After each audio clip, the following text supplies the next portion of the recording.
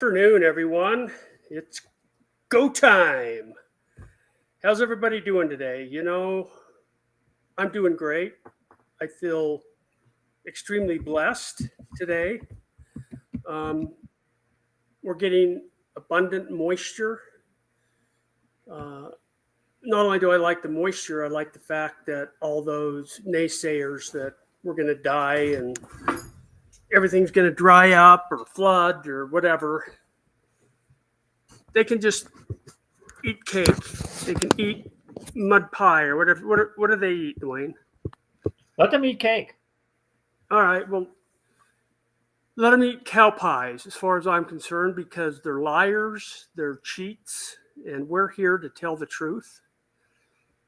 And if we don't tell the truth, if you think your truth is something different than what we're saying, we'd like to hear from you, and we'd like to have that conversation. I don't want to put out any information that I think is untrue. I want to verify information before I relay it to you, which is often hard to do with the media the way it is these days. But that's the goal here anyway. And we're open. We want to remain open. We have to remain open to the truth always, and we have to learn to love the truth. How about we introduce ourselves, Steve? Oh yeah, I forgot Just a that brief, part. just a brief intro. Well, Who are yeah. you? How are you? I'm doing No, no, good. no. Who I, are you? Who are you? well, I know who I am, Dwayne. Who are Well, you? but our audience may not know. Okay, yeah. So I'm Steve Aste, and this is what is the name of our show? Truth or Consequences? Truth, and consequences. Yeah, I actually want to do a contest of all our four listeners and have them call in, and I want to come up with a shorter name. I really like War Room. That's a really good one. That one's taken. I know it That's is. yeah. Unhinged, something like that. Well, you're definitely unhinged. Okay. That's for sure, but I think that one's taken too. Um, so I've thought of a few, but I'm going to hold them in reserve for now. Who am I talking to here? I'm Dwayne. Dwayne Benson. Dwayne Um, Benson is the man that's we like to call the Wizard of Oz because he's the man behind the curtain that pushes all the buttons and flips all the switches and makes things go. And Pay no attention to the man behind the curtain. I do not. I'm not a front man. I just push buttons. right, we're going to go a little old school today. Um, Roy Piskadlo, my usual co-host, is actually out of the country and unable to attend today's little meeting here for 2 hours. So we'll give him that excuse and actually take a little relief that he's gone. We can finally get a word in. I'm just kidding, by the way. So we just thought we would. There's been really no prepared program today. We don't have any guests. And so we're going to open the phone lines up very early today. And I think, Dwayne, when you get a minute, you can pop that number on the screen. I can. And by the way, this is KMMU.org. You can go to that web address.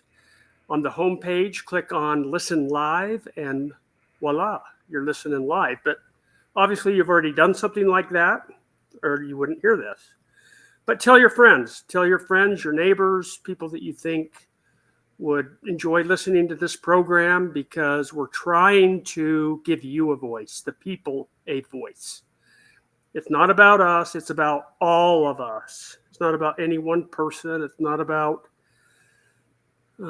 any particular political party, any particular ideology or religion. It is for the people. We want to discover the truth. If you know what that is, if you have your ideas on what that is, we'd love to hear from you. We'd love to have that conversation. You can also access us through www.mainstreetmediautah.com. That will also bring you to that same website. Click on the Listen Live button from the homepage, and voila, you've got us. And we're also going to give the number out right away today, 385-899-2134. If you don't have a pencil, you can't remember it, go get one. because I'll give that number out several times. No, I'm gonna post it up on the screen here in a minute too. As soon as I get logged in. As soon as I get logged into the call-in studio. All right. And so Dwayne will be posting that, as he said. In the meantime, I'll give it one more time. 385-899-2134. I want to give a shout out to some of our other. What's that feedback, Dwayne? That's my call-in studio. Hang on, I'm going to mute myself here for just a second. Okay, well, I'm going to give. We've got several other radio programs going on, podcast, radio, broadcast, whatever you want to call it, throughout the week. We're generally on from 2 to 6 p.m., and that's everybody, Monday through Friday. So right now we have Talk with John. That's John Twitchell, who has been a long time K-Talk radio talk show host. He's on from 2 to 6 p.m. on Mondays. Then we have, right now we're still working on Tuesdays. We've got a couple of candidates in the works, really good individuals that will likely come on in the very near future. Then it's Roy Piskadlo and myself, Steve Aste, Wednesdays from 4 to 6 p.m. And on Thursday, we have the Wellness Crusaders, who are all about holistic foods and chemical-free soils and ways to treat your body healthfully and beautifully and wonderfully through good nutrition and good food that's not contaminated by all the pesticides that are out there. And that's a good program to listen in on. That's on Thursdays from 4 to 6 p.m. Lori Kagan, Kathleen Howell, Jessica Endicott, and Patty Reese. How did I do, Dwayne? Did I do all right? Perfect. On that? That's all great. Right. Yeah. And then finally, you must have notes. Yeah. Yeah, I only have notes for that kind of stuff because I can't remember everybody's name and the name of the shows and all that. So then on Fridays, we have the group out of Tooele County. They've been having their own podcast for a long time now, so they have several Tooele County listeners, but now they've joined our network, Main Street Media Utah. And that's Political Head Trauma with Jared Anderson and Holly Crowley Rabane, or is it Rabon? That's right, Rabane. Yeah. Rabane. So that's on from Friday from 2 to 6 p.m. right here at those same coordinates I gave you. They too are like-minded, all these shows, in that we want to really engage the public. We want to get your feedback. We want to help answer questions if we can. And we also want to learn from you because none of us know it all, that's for sure. And I wanted to, okay. So there's several things. I mean, so many things that we could talk about. I want to talk a little bit about what it means that Iowa went overwhelmingly. It's actually historic for Trump on Monday. 51 point something % of the vote. All the other candidates on the ticket combined did not equal his total. And I think that's amazing. I was really heartened to see Chris Christie jump out of the race. I wondered what in the hell was he doing in there anyway. He had and Vivek is gone too. I know he is. Yeah, I was going to get to that. Yeah. Okay. But Christie, I've been thinking, who is it that he appeals to? What type of person does Chris Christie appeal to? He's negative. He's vindictive. He's slobby. All he cared about was getting in Trump's administration. He got shunned from that position 6-7 years ago now, and he's been vindictive and bad-mouthing Trump ever since. Just a little sour grapes, I think. What's that? Little sour grapes, I think. He wanted to be in Trump's administration, and he didn't get there. And very vindictive person. Yeah. We can do without that. He should be, we all can't be up front and center. Most of us are taking a support role in what we do to save this nation. But it becomes very clear very soon with a lot of people that it's just about them. It's totally about them. And I'm very, very hopeful. I want to start portraying the message of hope more than we have, because there is a lot of reason to hope. We will save this nation. America shall be saved. That's going to be one of our trademark calling card lines, because it will be saved. People say, "Well, I want God to be on God's on our side. God's on our side." No, we're on God's side. And if you seek the truth and you seek the truth from Him, you too can find that you'll be on His side. So that's the side we want to be on. We want to be on the side of truth. We want to be on the side of our Creator. And hey, if we can do that, and we can do everything that we are compelled by God to do, then the results are in His hands, and we can feel very good about ourselves. And that's how we have to look at it, because we are going to have defeats along the way, and we are going to, oftentimes, those defeats are for our benefit, or they open other doors for us that may not have otherwise been open. In my case, for example, I ran 2 years ago in 2022 for the House seat up here in the 41st District in Cottonwood Heights, and I lost. But it opened other doors to where I could get actively involved with particularly election certification, where Roy Piskadlo and I have started petitioning all of our Board of Canvass members. And Board of Canvass members are made up of our county councils and commissions, and they are the ones that are have the obligation to certify our elections. And I say certify, and I didn't say not certify.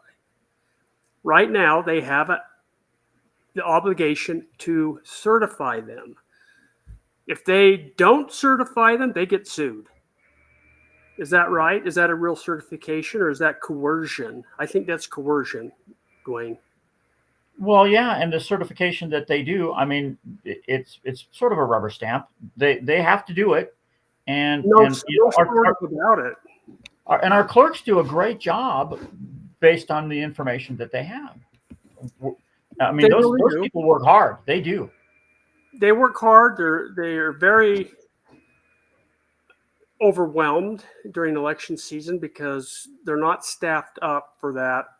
You know, they're going at 50% for a year and a half. Elections hit and they ramp up to 150%. Suddenly they don't have the staff that they need to conduct the elections, efficiently. And certainly most of them, if not all, do not have the actual expertise to actually know what's happening within the election system. So, well, and there's a lot of technology, and these people aren't technical people. They're county clerks, and they have a job to do. But they're very good at what they do. They are. You're right, and I would say 99% of them that we've talked to, they want to do the right thing. Well, and you've been to visit almost all of them. How many counties have you been to? Well, Utah has 29 counties, and we've been to 25 of the 29 counties. We've traveled, Roy and I, back and forth across the states, sometimes going back to one particular county 2 or 3 times, all the way down in southern Utah. Glad to do it. It's that important that we... Well, and a lot of them just welcome you in. They're going, hey, help us. Yeah. Some do, and others are very hesitant and reticent at first. But once we're in the door, once the conversation starts, then most of them open right up.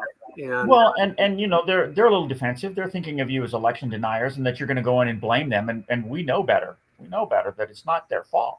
No, it isn't their fault. It sort of is, because you'd think that they would be more interested in how all of the sausage is made behind the scenes. But they have a job, and they're doing a good job. Well, it's not fair to lump them all into that one category. A lot of them do want to know. Yes. But that access to the information is not readily available to them. And there's so much misinformation out there that it's hard to know who to trust, who to turn to, who to believe, what document to believe. So it takes a lot of time, a lot of research, talking to a lot of different people to come up with the conclusions that we've come up with, which is there's cheating. And we're not here to point fingers at any one particular person or even group of people, although we do have our opinions about that. That's not our Well, point. and the cheating happens on both sides. I mean, if you look at the history of the Democrat losses, they say, "Oh, you cheated." You look at the history of the Republican losses, they go, "Oh, you cheated." So Right. Well, and they say the same talking points too. It was the same. There's video out there that show Hillary Clinton, Pelosi, Schumer, all of them, all the well-known names, claiming that Trump stole the election, that the Dominion machines are flawed, that the mail-in balloting's a bad idea, and yet that's exactly what they did for that's the exactly 2020 that's correct. election. The fingers go like this, Yeah. You did it, you did it, you did it, and if we had a certification process that was transparent, then nobody would have their doubts. Okay. Right, but both sides are resisting that.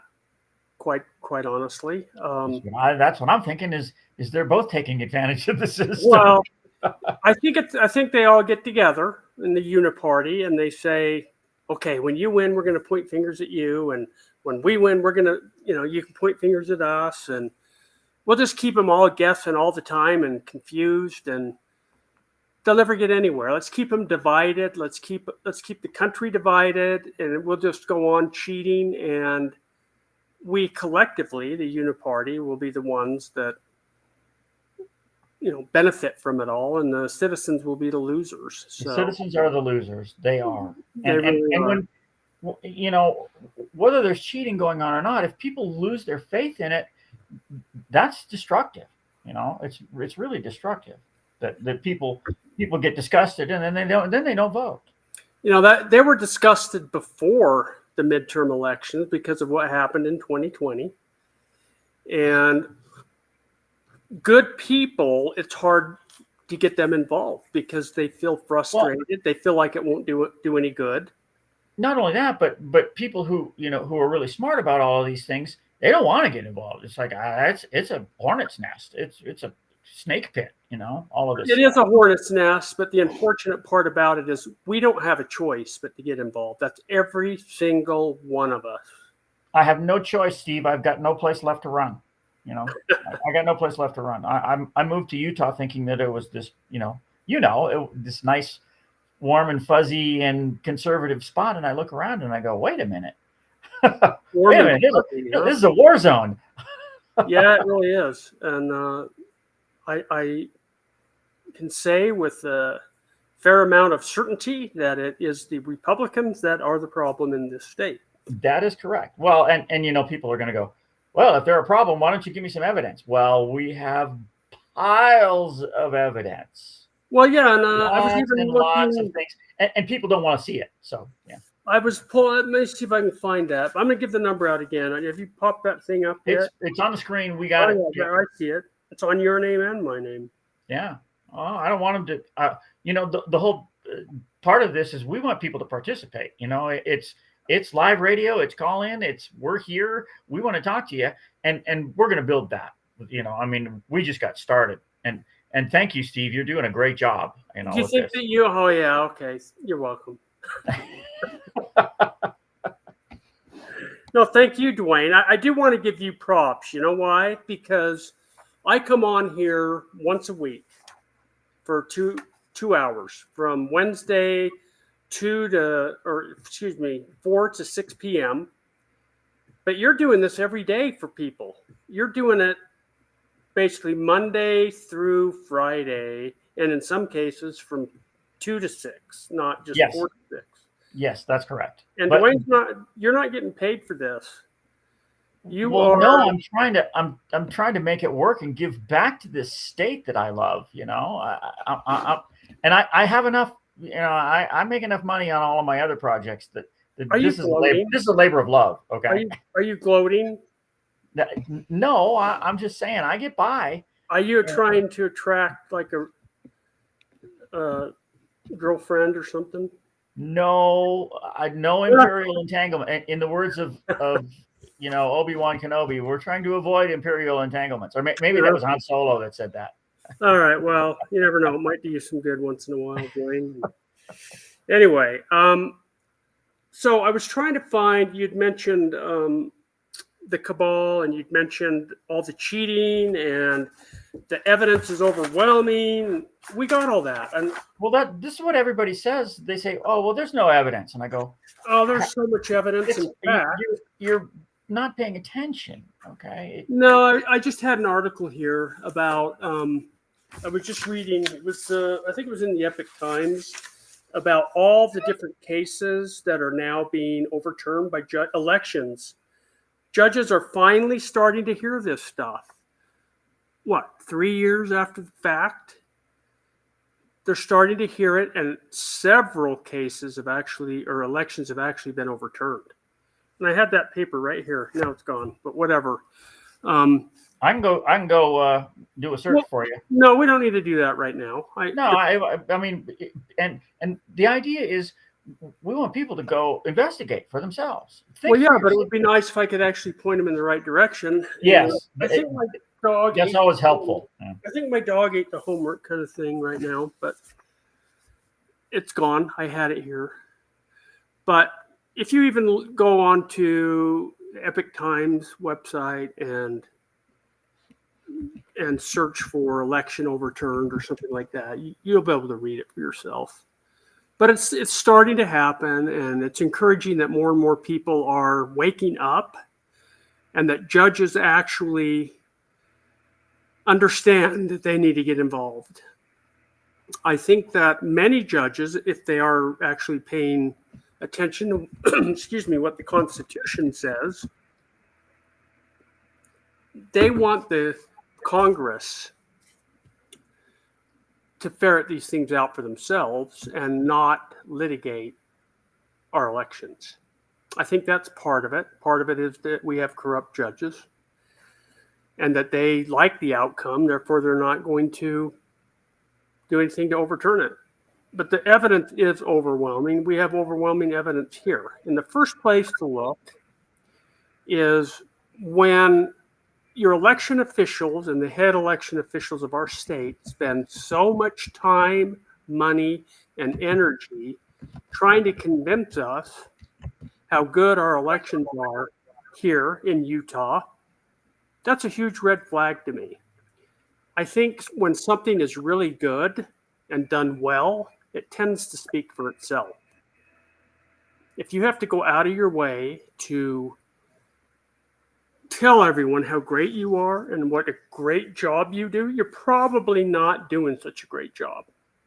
And usually that evidence shows itself. You don't have to brag, or that's what I said. It's self-evident. But there are a lot of people who don't want to know. They go, that's just too divisive for me. That's just whatever it is. Right. So I want to give out a couple of websites. And I don't know if you can get them on the screen, Dwayne. But hang on a second. I'm going to do something here. I do have that ability. Hang on a second. So while I'm hanging on a second for you, I'm going to give those websites out. One website is a gentleman by the name of Mark Cook. Many of you know him. All two of you watching the show may know him. And by the way, call in. I'd be glad to talk more about him and what he's doing. But he is traveling the country and putting on presentations about all the possible ways that our elections are vulnerable and that people are cheating, and all the potential ways that people can cheat, and then some.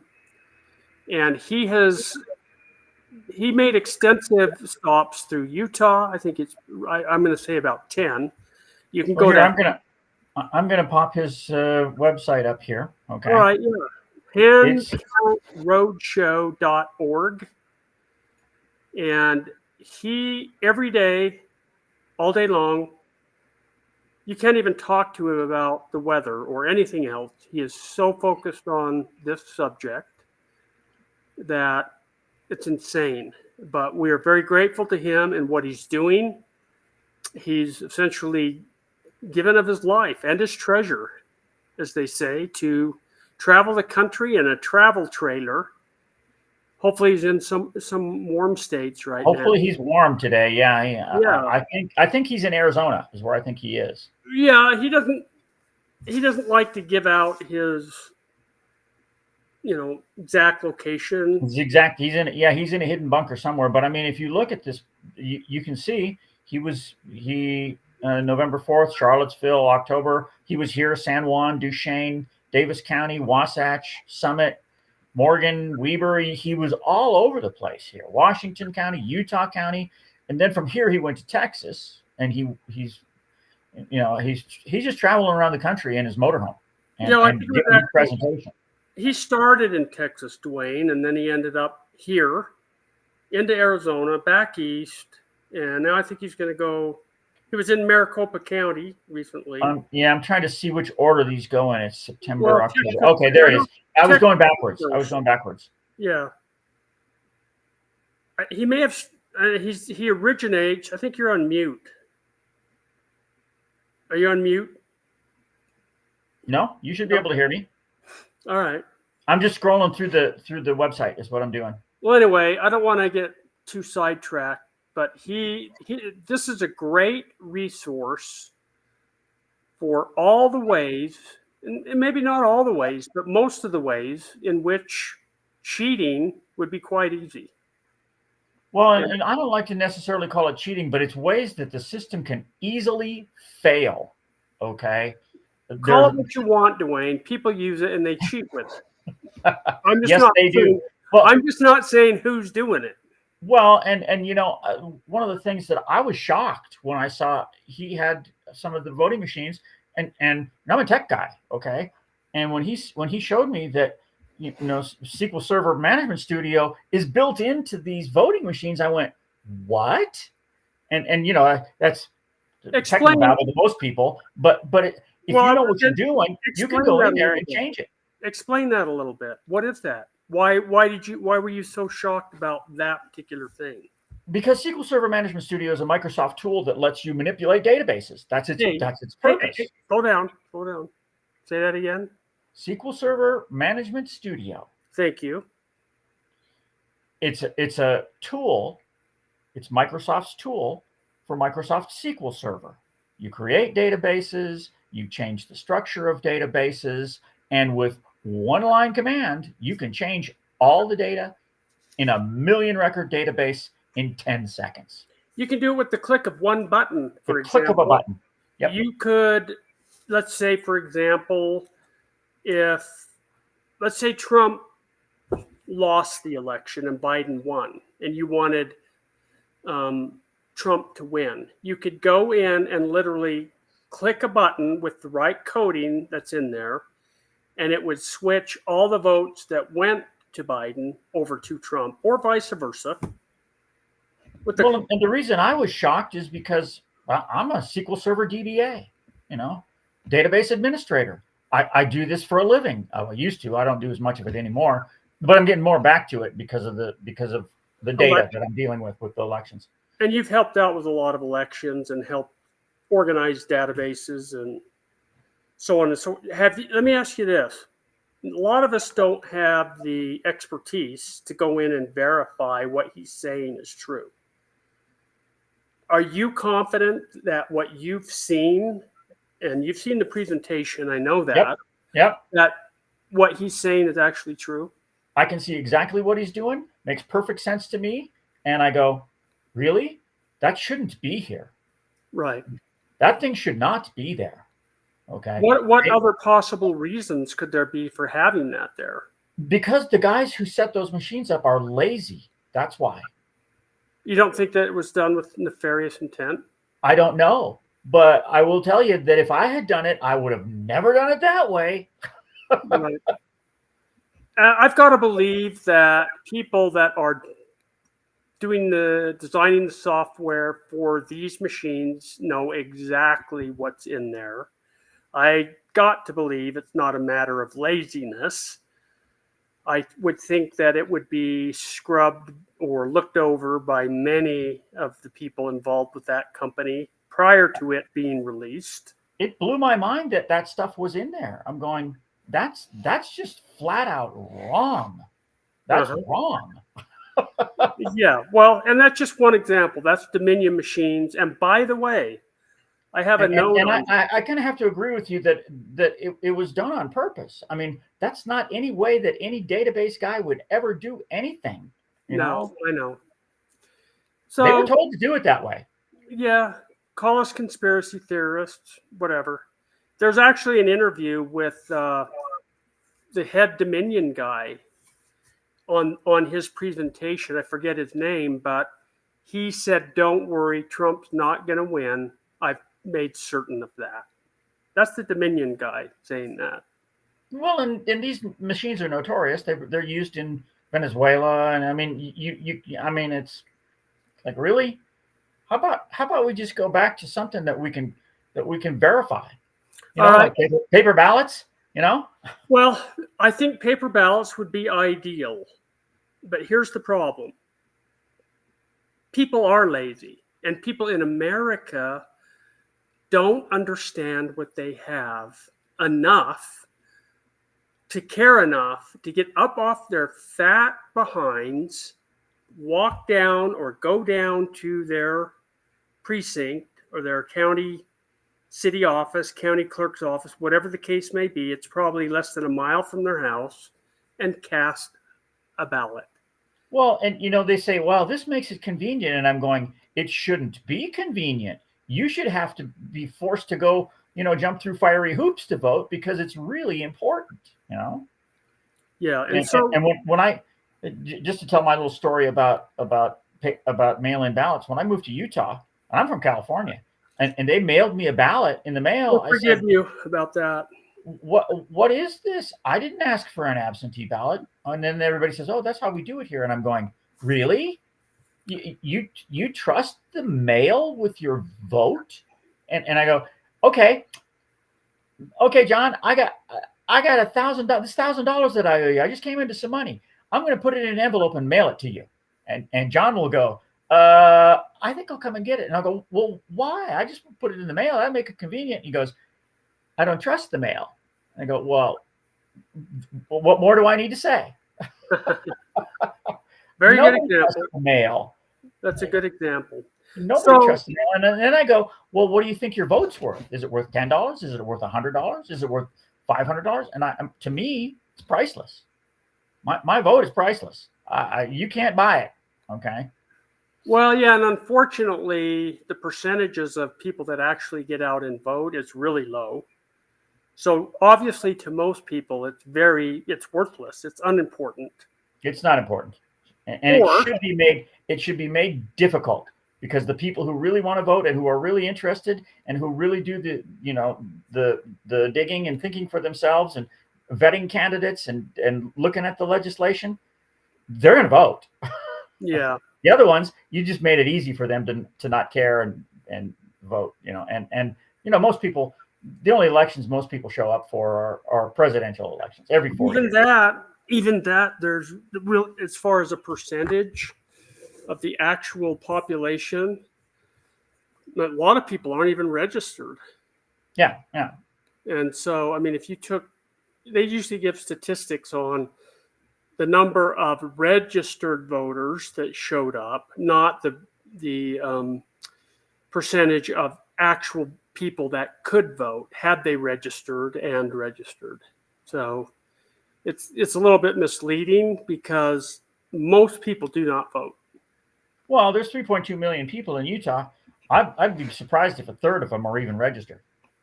There might be a million. There might be a million people registered. I don't know what the statistics are, and it'd be an interesting thing to find out. Yeah, I want to give out Roy and my website. We have proposed a solution. In lieu of not going to paper ballots, we've proposed a solution based on the Sarbanes-Oxley model of certification, which works very, very well. It came into play 2002 when the whole Enron WorldCom Adelphia scandal went down, and this publicly traded company, which was fifth largest in the world at the time, was skimming billions and billions of dollars off the top and convincing their accounting firm, Arthur Andersen, to cook the books for them because they had monetary advantage or holdings over them, and that they would take away their accounts, which were worth millions and millions of dollars to Arthur Andersen. And they capitulated and agreed. And as a result, a lot of people went to prison. And unfortunately, thousands of people lost their life savings. So Sarbanes-Oxley was put in place to keep a better handle on better certification of what the actual bookkeeping is. And Roy and I have taken that idea and we've applied it to our elections, which would actually be much easier than complex financial transactions where there can be millions, if not billions, a day when you're trading stocks. And so it has to be really buttoned up, and it's a way to certify elections. Just like you want to know that the plane you're getting on to go from here to your vacation spot, wherever, has actually been certified by a mechanic and given the A-OK to fly. We're not doing that with our elections. They're hiding the information from us, making it unavailable to anyone, even the Board of Canvass members themselves, to do a robust certification of our elections. No one is above reproach, and Utah happens to be one of the worst. We can get into more details about that. Hey, give us a call. We would love to talk to you about all this. The lines are open. The lines are open. Lines are open. Do us a favor. Call us. Yeah, tell us what you think. Tell us, all of you, the people of Utah out there. I mean, that's our goal here with this KMMU, is to give people a voice. So right. Call us. We want your voice. We want to hear from you. Yeah, I'm gonna switch gears a little bit, Dwayne, and talk about my campaign. Oh, that's right. You're running for office, you silly man.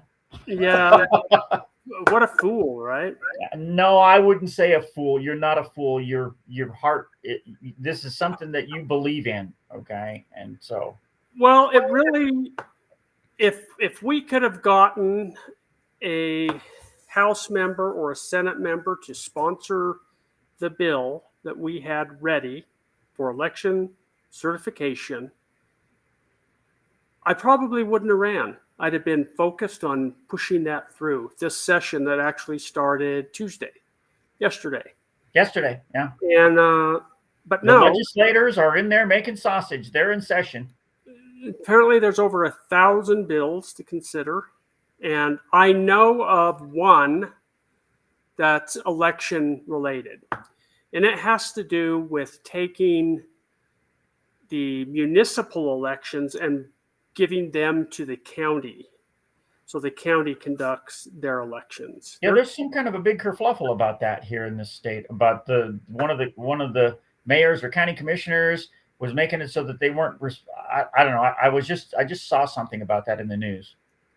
Well, I think if the lieutenant governor's office, who by the way handles our elections in Utah, if they had their way, they would handle all elections directly from their office, which they really kind of do already. They kind of do that. And you know, the really silly thing, one of the things that Mark Cook brought up is that originally all of that data was in each county. You know, it was on paper, they had cards, and then it became electronic. You know, it went into a database, and then so the state says, well, we'll take care of that for you. Okay? Right. Well, originally they pulled it from the counties. And then they turned around and outsourced it to Eric, which is I'm going, yeah, you're saving money, but I don't think you really are, because in the long run, it's probably more expensive than to do it by hand. Now, I don't know. I don't know about money. For me, money should not be the issue. It shouldn't be a part of the question. We have. You think about our elections. We have to get them right. They're up there making laws that we have to follow. Who of them was duly elected? I don't know. Who are the people back in Washington were actually elected? We don't know. They're withholding the data from us. We can't check it. But we do know the system is so flawed. It's ripe for fraud. And we can see what the results are. You decide for yourself, but they take advantage of that. I wanted to give my website out, which is electioncertificationmatters.com. Well, here, let's just do this, Steve. Put that up too. Elections. Yeah. Not okay. There you go. You had it There all it is. queued Yeah. up. I was waiting for you to mention it, and there it is. All right, well, good. You'll notice on there that keep that screen up for a second, Dwayne. Not going anywhere with it. The state legislature in the 2023 legislative session gave the lieutenant governor's office the task of finding better ways to conduct our elections and finding better ways to store the materials and just make them more secure. So she went out, she took the money, she hired 3 political science professors, whatever that is. What is the political, what do they do anyway? Somebody who's got a degree in political science. Okay. Yeah, so does that qualify them for what? Political science isn't really a science, okay? It's a philosophy. There you go. So anyway, it sounds good. It sounds scientific, doesn't it? But political science is a philosophy. It's not. It's not a science. Right. So anyway, she went out and she hired a BYU professor, a Weber State professor, and a Utah State professor of political science. And they kind of came up with this report, the elections audit and election survey report. I got a hold of it. I read it. It was going to be presented before a special committee at the legislature back in, I think it was September or October. And Roy Piskadlo and I put together several talking points because the study was wholly inadequate, very incomplete, and quite honestly, not accurate. It was flawed. Very, very flawed. So on the website, you'll see there, we have, for your reading pleasure, have downloaded a copy of that report. It's there on the left side, as you see, and Roy and I went up. We went up there ready to speak on the matter and before this committee, and they would not let us speak. Can you believe that? So much for the people, by the people, bunch of garbage. But Steve, you guys aren't political scientists. Right. But you have all kinds of evidence. Yes, we do. We do. Facts. And if you read my rebuttal, it's there on the red tab on the right next to the downloaded report. Yeah, here, let me make these a little bigger so that people can see. I mean, you just go here and push the button, okay? And when you click on this, it takes you to a full-blown PDF, okay, that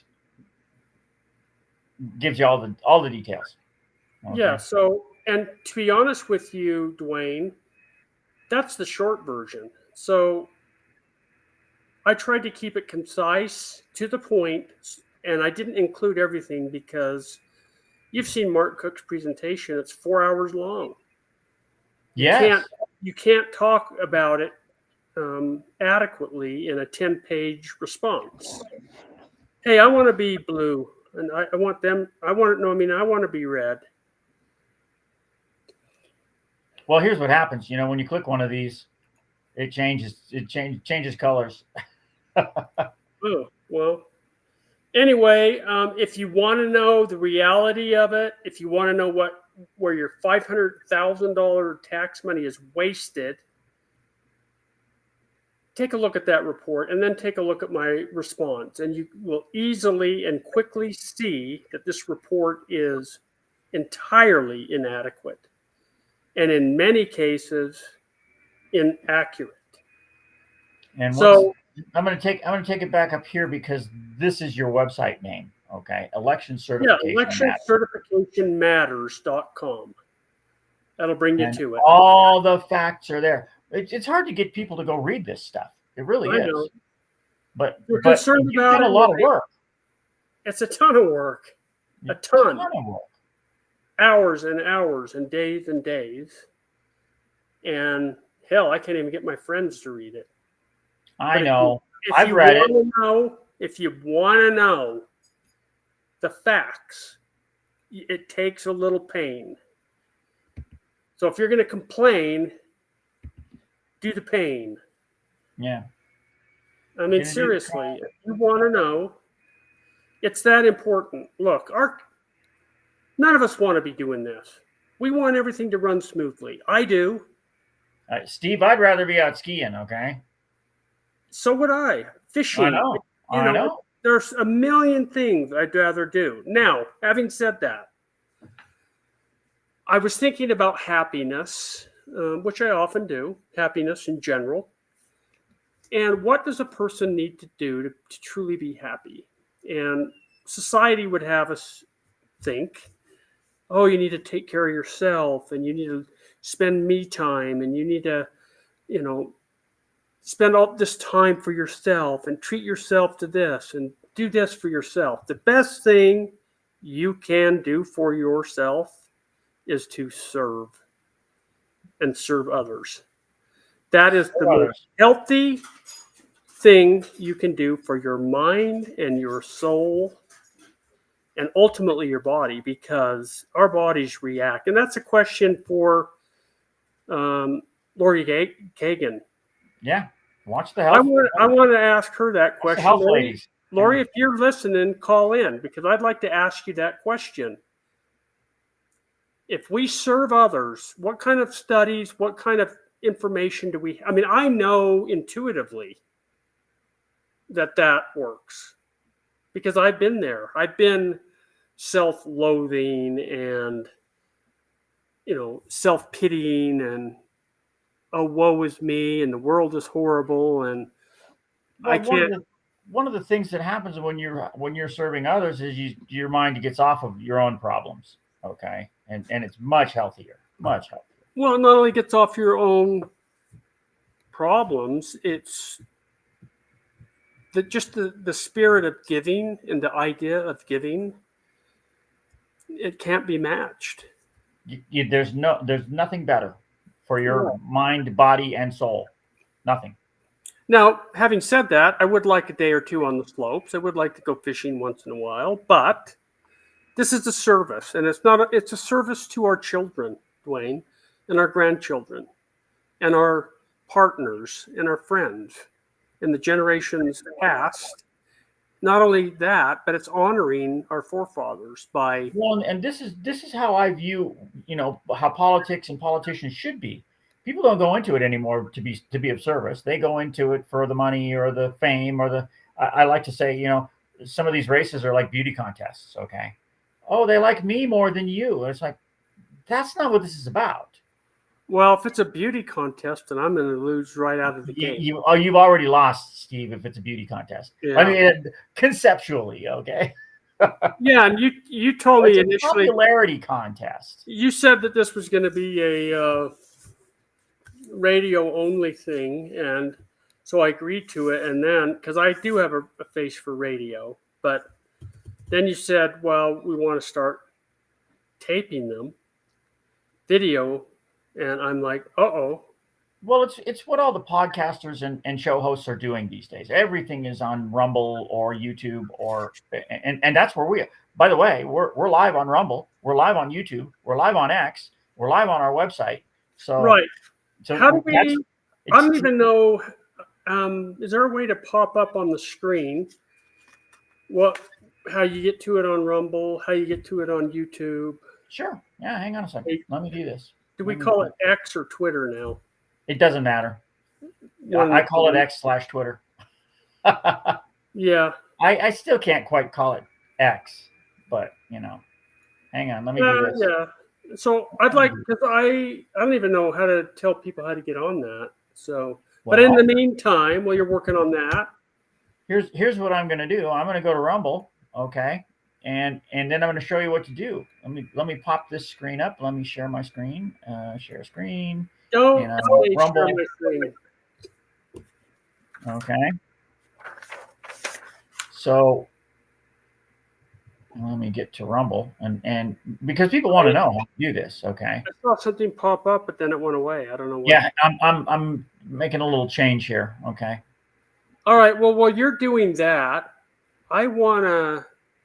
Okay, I started to talk about my election a little bit, and how I want to talk a little bit about how that's going and what I'm doing. I don't feel like I'm telling any super secret, way to get elected or anything, but I'm just going to talk about what I'm doing. I've actually had 2 town hall meetings already, and I'm going to convention. I'm not getting signatures.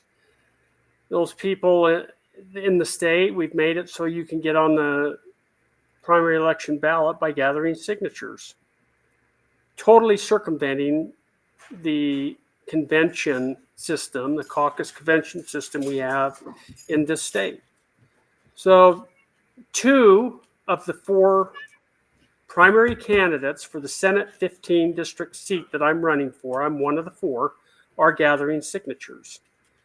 So if you gather signatures, you may as well not even bother to go to your precinct caucus. You shouldn't even bother to court delegates, and you shouldn't even bother to go to convention where the delegates would vote for you, because you can bypass all that. And that, I like to call that the Bob Bennett law, because when Mike Lee beat him, I saw his whining, crying, ball baby face on TV, crying about and whining about how they've ruined his career.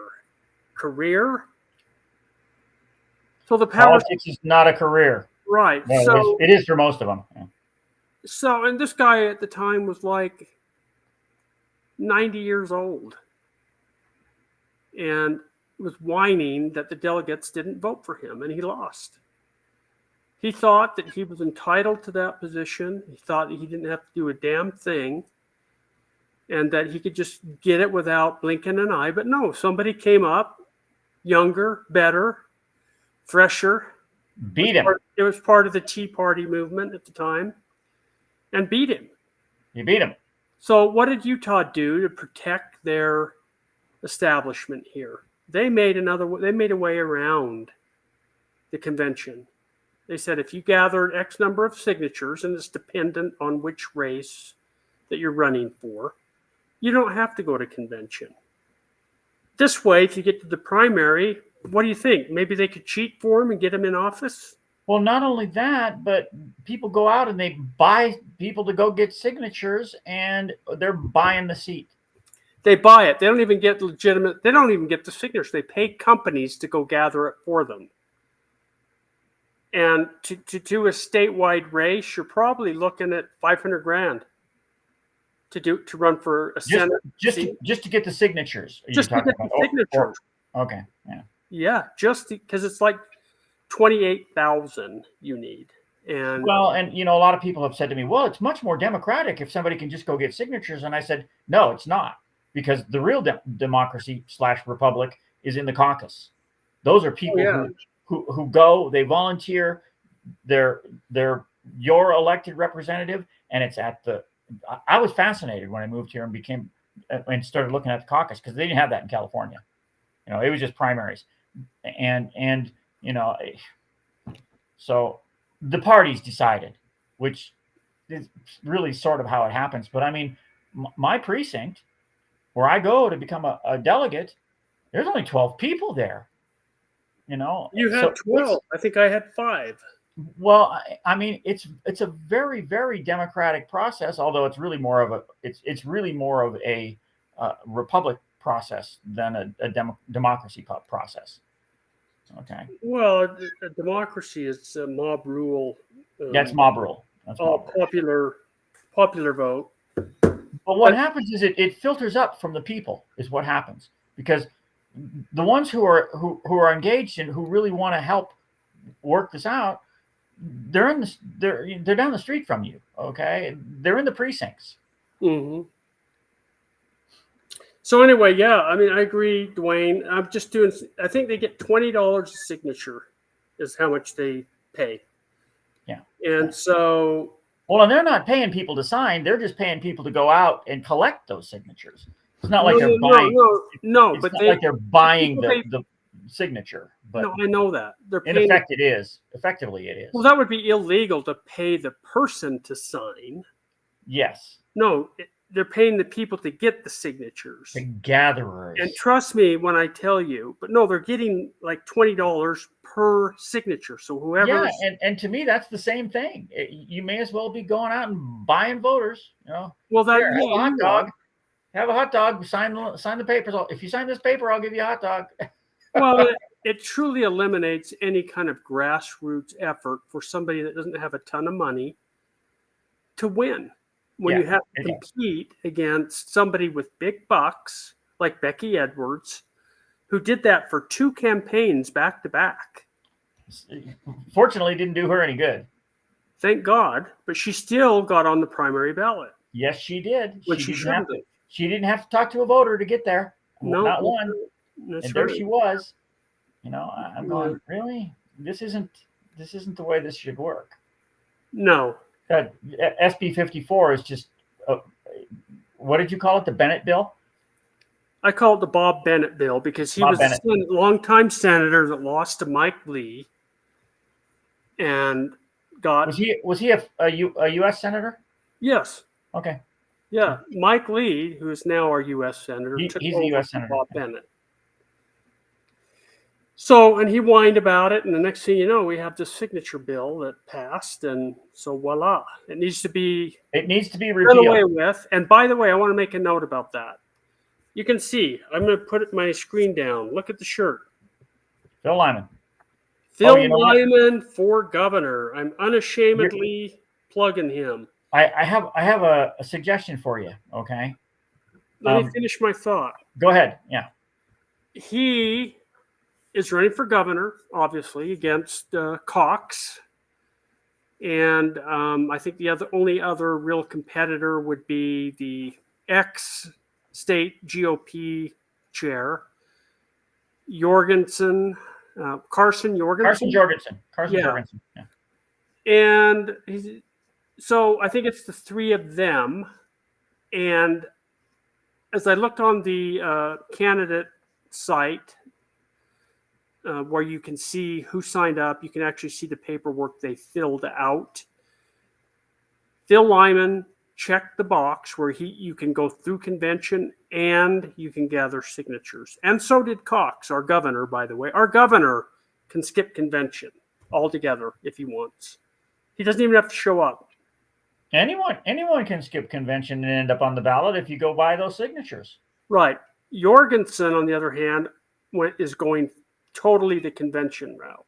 Well, he was the chairman of the GOP, so he has to stick with his delegates. I agree. But the point I want to make is that Phil Lyman is adamantly opposed to signature gathering. But he's also smart enough to realize, since it's in place, he's being taken advantage of, and he's not being smart if he doesn't use that very system that they're trying to use against him. That is correct. Otherwise, they'll boot him. They'll boot him at convention. And this will ensure that he gets on the primary ballot and really brings it to the people. And he has vowed, as a campaign pledge, to work his tail off to get rid of Senate Bill 54, the signature bill. I've heard him say that. I've talked to him. He that's exactly what he said. And it's kind of a double-edged sword, because he's going out and getting the signatures, which kind of he gets blowback from the delegates. Okay, well, and I'm one of them. But his goal is to eliminate those signatures. If we don't get the right person in there, they're here to stay. They're here to stay. And we've got to use, it's not that it's illegal, it's perfectly legal. One might argue that it's circumventing the system, but that's what it's doing in place. Yeah. We can't have both. It's got to go. It's got to go. So we're going to hold his feet to the fire on that. And he is a man of integrity. And I believe, and that's not totally up to him. That's the legislature. No, he's just got to work on it. He's got to give it his best shot. Right. Because it has to be passed by the legislature. He would just sign the repeal as right. governor. He can support it. He can lead the effort. He can do all these things. So we'll hold his feet to the fire on that. Yep. And I'm here to tell you, I fully support him for this office. We have to get him in. He's a man of integrity. And so I know on this station right now, I'm preaching to the choir, but we need to get the word out, and we've got to get him in office. I view that for Utah as the single most important thing in this election cycle. Yep. The governor's race. Well, it's funny, all of the trolls I talk to, and they, well, he's a criminal. Well, yes, he's a criminal because he was trying to help his constituents. Yeah. You know what? We need to. I attended a movie on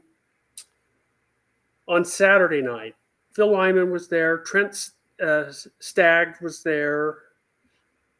J.R. Byrd was there, who's running for 3rd Congressional seat. CD3. Yeah. Yeah. And, of course, Staggs is running for the Senate to fill Romney's seat in a very loaded field. But we saw a movie that I would like to give some props to.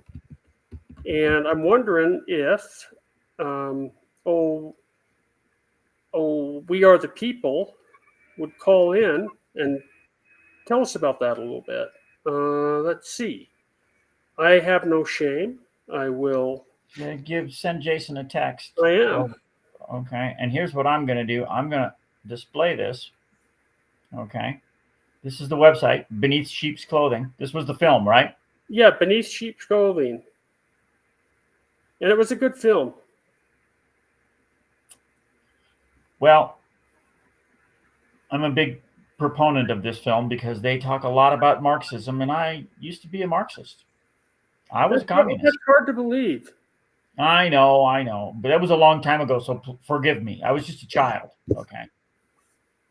Yeah, well, okay. I didn't know any better at the time. Forgiveness is in our repertoire. We'll forgive you. Okay. All right. Just as God forgave us. And man, by the way, is inherently evil. I see it every day. Well, yes. Yeah. The world it's just based on good and evil, okay? Well, it really is. And I hang out with you a lot, so I'm exposed to it. I'm kidding. Okay? I know you are. I know. Dwayne's actually one of the best people I know. And the show is about truth. So I'm texting him and Alexia to see if they'll call in. Okay, well, we can talk a little bit about this movie. I'm going to move off of it because I'd like to talk about a couple other things.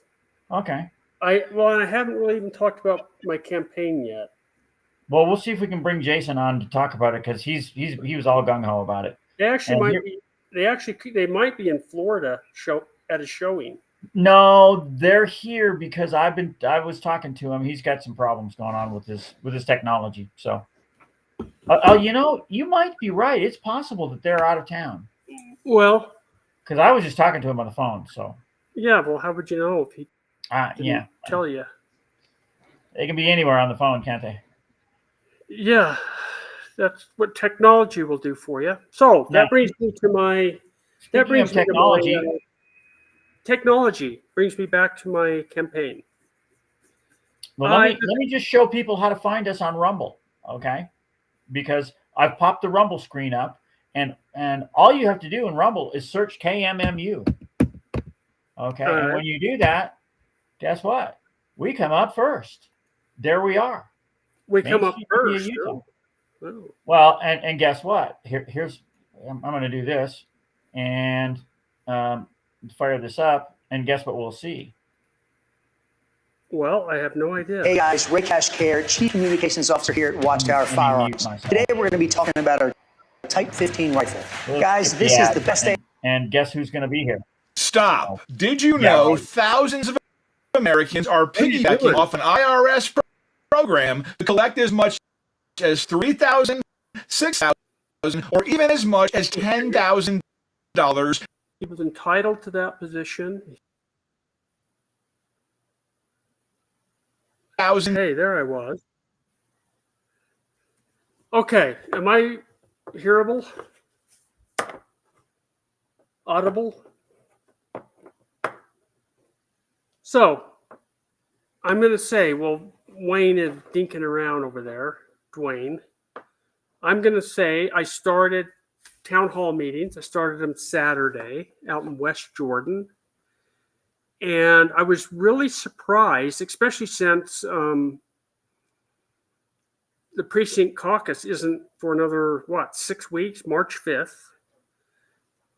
I was surprised that I'm trying to meet with people in smaller groups, and in the Senate district, there's approximately 150 delegates, which is a lot of people to meet with over the course of.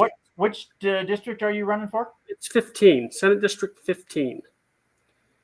And the map is pretty extensive. It's Cottonwood Heights, much of Sandy, Midvale. It goes into West Jordan. There's even a piece of South Jordan, a little bit of Holiday. So I think I have the statistic on the amount of people that it represented, and it was well over 100,000 voters. Well, there are how many Senate districts? I should know this. Well, there's like 75. I mean, Senate seats, 25. Senate, there's 25, and there's about 75 House seats. So the legislature is made up of about 100 people, roughly. That's right. And so a Senate seat is roughly 3 times the size of a House district seat. So it's a good amount of territory. You know, I feel bad for, like, for example, your senator out there. Is it Winterton? Ron Winterton, yeah. I think he has, because it's all based on, not square miles or land. It's based on population. He's got 4 or 5 counties that he has to cover. I can drive from one end of my district to the other in 10 minutes. Yeah. Him, it probably takes 5 hours. But your Senate district is a lot bigger than your House district. Well, I know that, but he's a senator. I'm saying his Senate district. I think senators are right around 125, 130,000 people they represent. Right. That's exactly what I said. Yeah. Did you have it on mute? You couldn't hear me? No, I just ran it through a calculator. I ran it through the calculator just to double check. Okay. No, I did. I gave that number. And anyway, so the people, I invited about 8 or 10 people, and I think 7 showed up. Now, these are current county delegates. And let me tell you, they are frustrated. They're frustrated. Yeah. They are so frustrated. And I just talked to them. What are your concerns? And some of them are like, I don't even know if I'm going to run again because it doesn't do any good. It just doesn't. They're frustrated. Yeah. So and it's like I said, the good people, they won't run because they just go in and they see this big mess, and so they go, I got more important things to do. Right. The people who really understand it and who would do a good job, they're not even going to run because they don't. So it's frustrating. It's frustrating. They don't feel like it's doing any good. They don't feel like their voice is heard. They don't feel like the system works, especially when you see people signing and going right around it anyway. And then if you throw into the pot or the mix the fact that most of the population thinks there's cheating going on, especially Republicans think there is cheating, and a large portion of Democrats now. Well, and the same thing happens. They get disgusted and then they don't vote. It's like, it doesn't do any good to vote. And that just plays into the nefarious people's hand that much more. Yes, that's exactly. We need to get more involved. When we're discouraged, there's hope. Let's give each other hope. That's what my campaign. If I've learned anything in the 2 meetings I've had, I had one last night and I had one Saturday, and I've got another one tomorrow night. And I have about 30. That's like 2 or 3 a week clear up the convention. And I'll probably schedule more. And I don't care if only one person shows up. It's worth it. It's worth it. Yes, it is. You if you go get those delegates, you'll be on the ballot and you can beat these guys. I can. But I tell you what, if I win at convention, the party better step up and support me. Well, one of the things I'm trying to do is take this state back. Take it back from the Republicans. I think I'm not even going to call them Republicans anymore. They're not. They're not. Because we call ourselves that, and it's not the same. Here's what I'm going to do. I'm going to take it back from the Uniparty. How's that? There you go. I'm okay with that. Will that work for you? I think there's very good Democrats. I think I've met a lot of very good, honest, smart, not smart, very good Democrats. There are wonderful people in both parties, and they're all getting frustrated. Okay? Well, that's because both parties have been hijacked. Yes, they have. Yeah. Both parties have. It's not even really a partisan issue. And you say this every time. This isn't a partisan issue. We just want to make sure the votes get counted. That's all we want to do. Well, if I have a problem in this state, it sure isn't with the Democrats. No. It's with those supposed Republican elites that run the system here. Now you got an uphill battle, but I'm right behind you. Okay. Right. So I'm just saying, the 2 meetings I had, and then last night I had a meeting. And by the way, I want to give props to Tyler, and I'm not even sure how to pronounce his last name. I think I wrote it down here. He came to the meeting. He is a county delegate in the Senate District 15, but I found out, is also a candidate for House District 40, which is in the Senate District 15. Okay. So he's signed up. He's the only Republican that signed up. He's a young man, 37 years old. His name is Tyler, and I hope I don't trash this, Glaiati, Glaiati, Glaittli. How would you say that? Glaiati. Yeah, it's an Italian name. But it has an A before the I, so Glaiati. Anyway. Glaiati, I don't know. Anyway. I'll just butcher it too. But okay, he's the only Republican that signed up in the 40th House seat district. Well, so he'll be on the ballot then, won't he? Yes, he will, just like Roy. Roy Piskadlo, our associate here, he's running for House too. He's running for the House seat in the 41st district, which I ran for last time, but he's unopposed. So he's going to get to go all the way to the primary. without having to worry about it. Yeah. That's good. That's Yeah, good. and I as I told him, my advice to him was start now and contact every single unaffiliated voter because they're the ones that are going to. Yeah, he doesn't need to talk to delegates because he'll be on the ballot. Right. But he needs the voters. He needs those voters. Yeah. Yeah, and I think that you will get a lot of voters going out this year because it's a presidential year, and the Republicans are going to naturally vote Republican. Most Democrats are going to do what they always do, vote Democrat. But then your unaffiliated, your independents, unaffiliated is literally means unaffiliated. Yeah. A lot of times people confuse independent with unaffiliated. Independent is an actual party. Yeah. There is an independent party, but unaffiliated means you're not associated with any party. So that's right. That's kind of my position. You know. Well, actually, before I ran, Roy, and I can honestly say this, I was disgusted with both parties. Yep. I was unaffiliated. But as an unaffiliated, you don't stand a snowball's chance in hell of winning. No, you got to have one of those two letters by your name. Otherwise, because that's how people vote. They go, oh, this guy's an R. Oh, this guy's a D. Yeah, some people will go in and literally click the box that says all Republicans. Yes. So yeah. You don't have to go through and check them all. So anyway, I wanted to go take a quick break. So carry on. I got to go find a bathroom. Okay. But I'll be right. I'll be right back.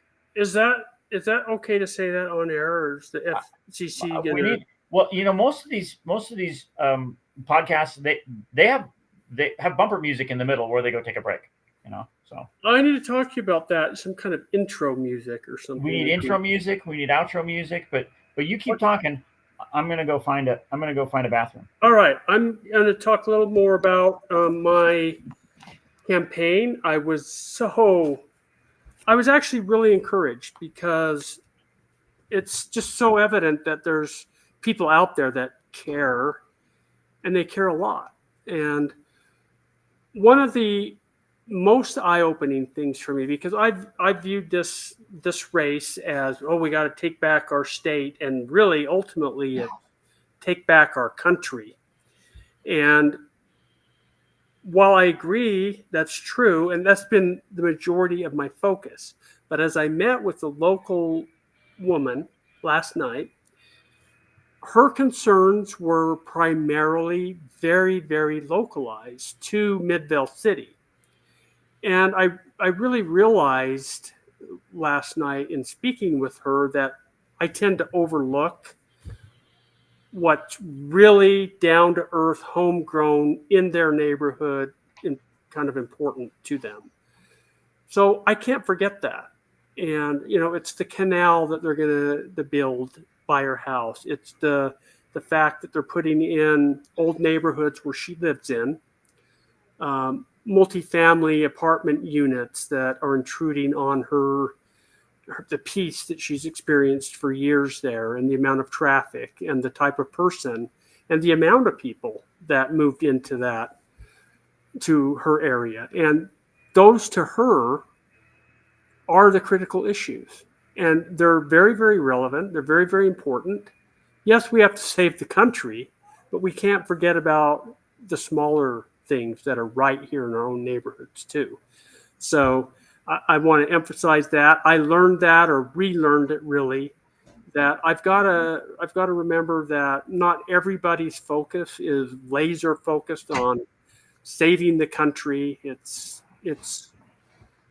what's happening in their neighborhood. The gondola that's going in up here. It's very important to really, Cottonwood Heights, Sandy, Holly, all the people, Draper, that live in this area. And it should be. It's the same thing. It's the same thing up here in Heber. I mean. Oh, you're back? Yes, I'm back. Hi. People are interested. Everybody has their own little interest. Okay. Yeah. And if you can talk to that, and you can talk to them, you'll win them over. Can I make a suggestion? Next time you go to the bathroom, can you mute your speaking device? Well, sure. I had to go to another room, but you probably I'm still heard. kidding. I'm kidding. If we didn't hear anything, not one thing. Oh, so anyway, that was that was really good, and I'm not sure that would have happened had I had a larger group of people. So I'm glad it was a small group. Tyler was there, and he got to kind of kill two birds with one stone. He was not only listened to me as a candidate, he was able to talk to another one of his a county delegate that would also be voting for him at that same meeting. So it was a double win for him. Anyway, well, this is what I love about the caucus system. It's very homegrown. They're the people in your neighborhood. I know all the other guys that come to my caucus, and we have our disagreements. Okay. Well, sure. I can't say that's true here. I mean, there's, I don't know, there were several people I didn't know. And by the way, I want to say there's a little trick too that you should know about going to your precinct caucus, which is at a high school near you on the evening of March 5th. Put it on your calendar. It's on my calendar because I need to be a delegate. Okay. Yes, you do. You need to be a state and a county if possible. I mean, if you got 3 people show up, why not? This is funny because my buddy just moved into the neighborhood, and I said, "Okay, we win the caucus." Mm-hmm. He and his wife and his brother, they're in my caucus now. So yeah. Well, I want to tell people a little trick that I learned. Because 2 years ago, when I ran, and I'm a state delegate, I actually went around my neighborhood and talked to people about my views before precinct, encouraged them to come and encouraged them to vote for me because I wanted to be a delegate. And at the time, it seems like, and I may have this backwards, that I had not signed up to be a candidate yet. Because this year they moved up the candidacy filing deadline clear into the first part of January, where I think it was after precinct last time. Well, and in the precinct, when you go and you meet with your precinct partners, you can nominate. Nominations are available right there for delegate. Oh, I know that. And that's how I became a delegate. I said, I nominate myself. I know. But that's not the point I was trying to make. The point I was trying to make is, I was trying to encourage him to come, and a couple did, but I went to like 100 houses. Oh man, yeah. But yeah, I even literally ran door to door to become a delegate, Dwayne. You either do this or you don't do it. Take it serious, man. But what I learned is, if a person cannot make it, you can get a signed and dated piece of paper from them and bring it to your precinct caucus, and that counts as a vote for you. They have to write on it, I, so-and-so, vote for Steve Aste, county delegate, put the date on it, sign it, and each person, of course, they have to be in your precinct, and they have to be the party that you're in. But you're allowed 3 of those, 3 signed copies for people that are unable to attend.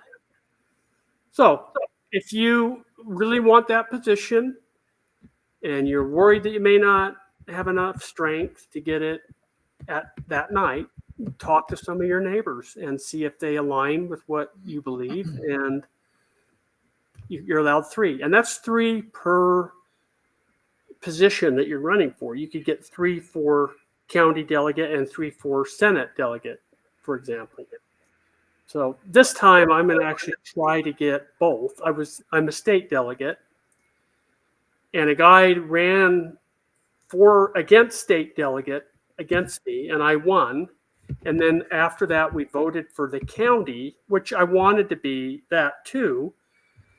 But he said, well, I'll do it. I didn't get states. It's like, okay, so I didn't run against him. I'll be damned if he didn't show up on convention to vote. And you would think that somebody, my neighbor that I've had a chance to talk to a lot, that knows my views, that I seem to align with a lot, would actually show up and vote. He didn't. He didn't even show up. And my wife, as the precinct chair, calls all the delegates and reminds them to come. And she could have substituted for him had he said, I can't make it. Instead, he doesn't show up, he doesn't vote, and I lose. I beat my opponent, but not by enough to move on without him to a primary. So, and all I needed was like 4 or 5 more votes, and it would have put me over the top, eliminating the need for a primary. So that really sucks. I mean, if you're going to run, and especially in a case where, well, it's a commitment. It's a commitment you can't. It's a duty, Steve. It's even more than a commitment. It's a duty. Much better word, duty. Duty. And duty is something you do whether you want to or not. That is correct. Okay. I mean, that's it's not a maybe. It's not a maybe I will, maybe I won't. A duty is do it. Yeah. Make a commitment. Do it. That's it. So enough of that. I wanted to talk a little bit. One of the topics that was brought up in one of these meetings I had the last couple of days had to do with Utah state taxes. And Cox, I've noticed, has been sending out all kinds of ads and emails and text messages and saying, oh, we've got the lowest taxes and we're going to lower taxes again for the 4th year in a row. And we're so great, and vote for me because I run the economy here so well. And yeah, how did you spend your $10 last year that you got as a tax rebate? So you read that $10? That's exactly what I was going to base this off of, was what Phil Lyman pointed out in an email that I received from him. And by the way, he's not a state, but he's a CPA. So he knows the financial situation and a state legislator. I don't know if we pointed that out. Phil's been a legislator for several years. So he was a county commissioner, then he became a rep, state rep.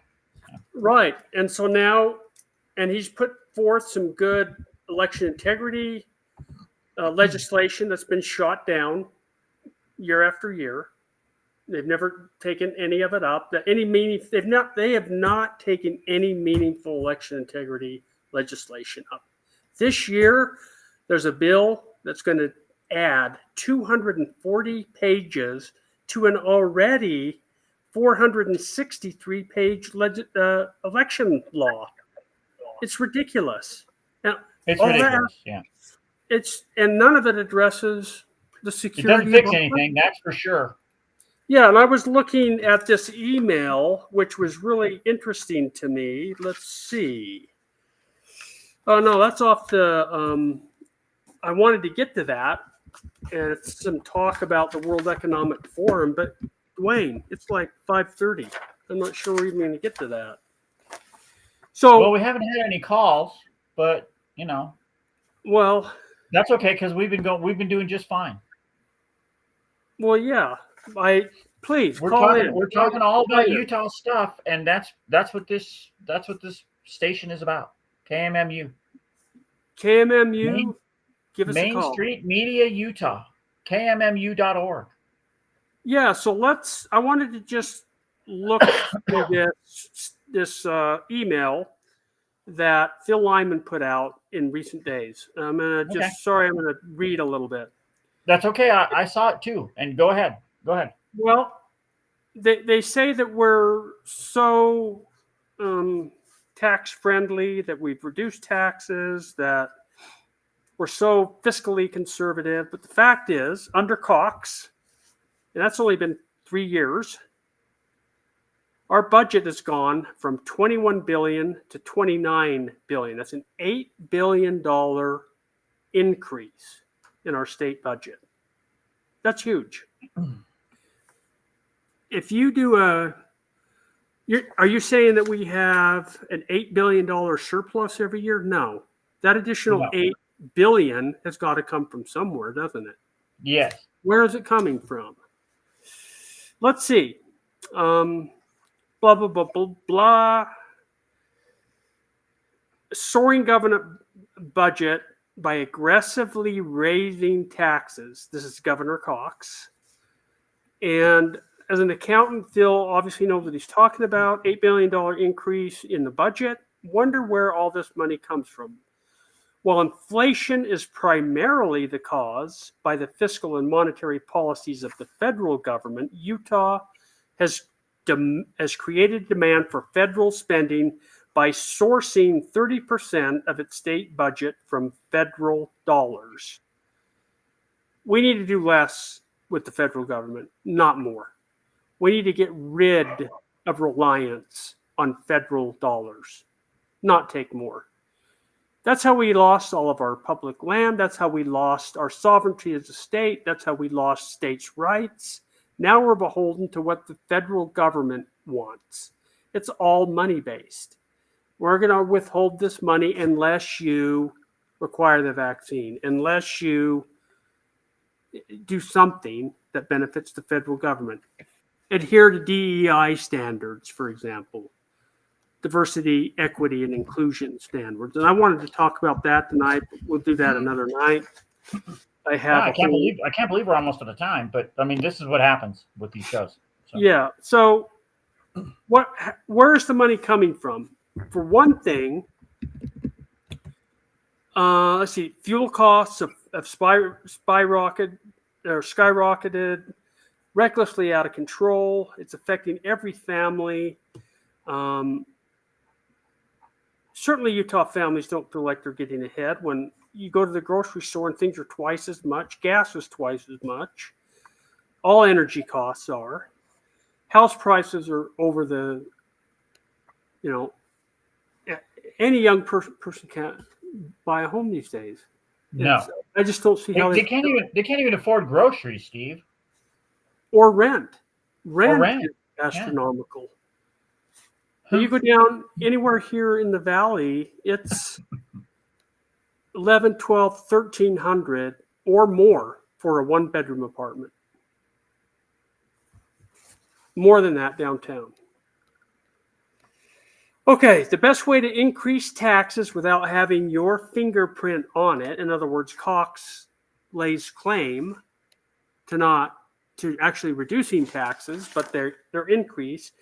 They passed an automatic increase of your taxes that's codified for future tax increases. So while it could be said, I didn't raise taxes this year, they did it 3 years ago where it automatically takes effect every year without them having to do anything. That's one way.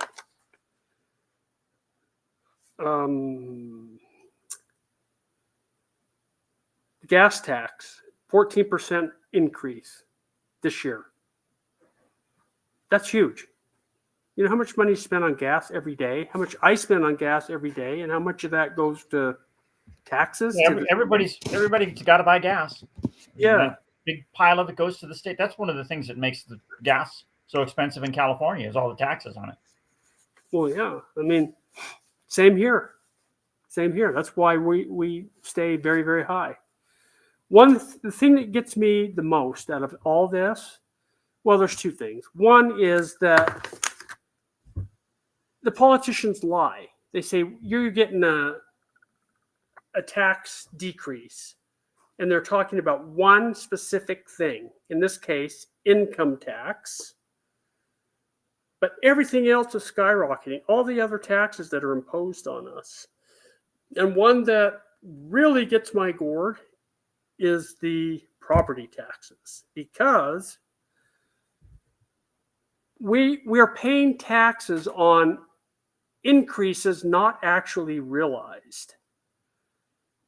For example, if I bought my home here 12 years ago and it's quadrupled in price, yeah, I have the equity in that home, but the property tax is based on the new assessment, the huge increase.